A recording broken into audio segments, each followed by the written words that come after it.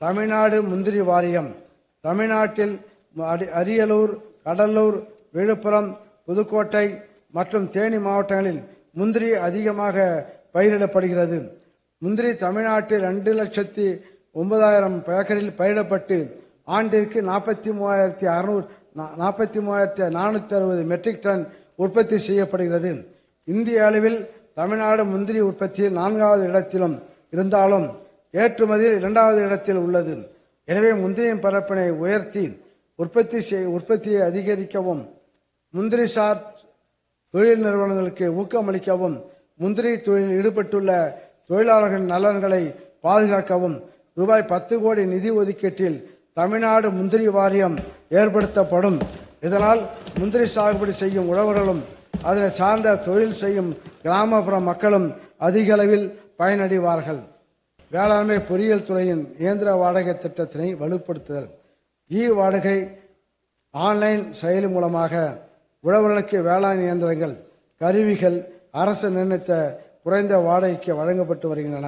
விவசாய தொழிலாளர் பற்றாக்குறைக்கு தீர்வு காணும் விதமாக உழவர்களிடையே பெரும் வரவேற்பை பெற்றுள்ள இத்திட்டத்தினை வலுப்படுத்திட டிராக்டர்கள், டிராக்டரால் இயங்கக்கூடிய கருவிகள் உள்ளிட்ட 603 வேளாண் இயந்திரங்கள், கருவிகள் கொள்முதல் செய்யப்பட்டு வாடகை செயலின் மூலம் தேவைப்படும் உழவர்களுக்கு குறைந்த வாடகையில் வழங்கப்படும். இதற்கென ரூபாய் 17 கோடியே 37 லட்சம் ஒதுக்கீடு செய்யப்படும். இயற்கை பேரிடர்களால் பயிர் சாகுபடி பாதிக்கும் போது உழவர்களுடன் வேளாண் தொழிலாளர்களின் வாழ்வாதாரமும் பெரிதும் பாதிக்கப்படுகிறது. இதனை கருத்தில் கொண்டு நிலமற்ற வேளாண் தொழிலாளர்களுக்கு விபத்து மரணத்துக்கான இழப்பீடு 1 லட்சம் ரூபாயிலிருந்து 2 லட்சம் ரூபாயாகவும், விபத்தினால் ஏற்படும் உடல் உறுப்பு இழப்பிற்கு நிதி உதவி 20,000 ரூபாயிலிருந்து 1 லட்சம் ரூபாயாகவும், இயற்கை மரணத்துக்கான நிதி உதவி 20,000 30,000 இறுதி சடங்கு செய்வதற்கான நிதி உதவி 2,500 ரூபாயிலிருந்து 10,000 ரூபாயாகவும் உயர்த்தி வழங்கப்படும். இதனால் விளிம்பு நிலையில் உள்ள நிலமற்ற தொழிலாளர்களின் குடும்ப நலன் பாதுகாக்கப்படும்.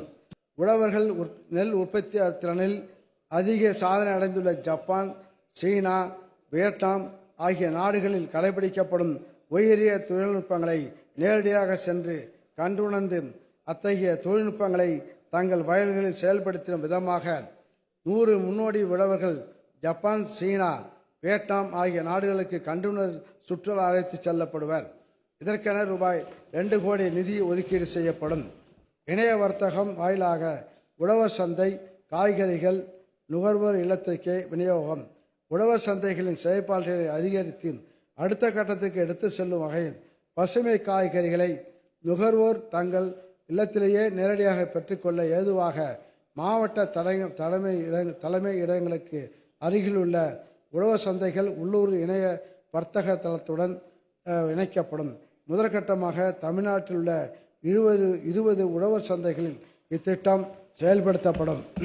2025-26 ஆண்டில் நல்லூர் வரகு, வேதாரண்யம் முல்லை, நத்தம் புலி திண்டுக்கல், ஆயக்குடி கொய்யா திண்டுக்கல், கப்பல்பட்டி முருங்கை திண்டுக்கல் ஆகிய 5 வேளாண் விளைபொருட்களை புவிசார் குறியீடு பெற ரூபாய் 15 லட்சம் ஒதுக்கீடு செய்யப்படும்.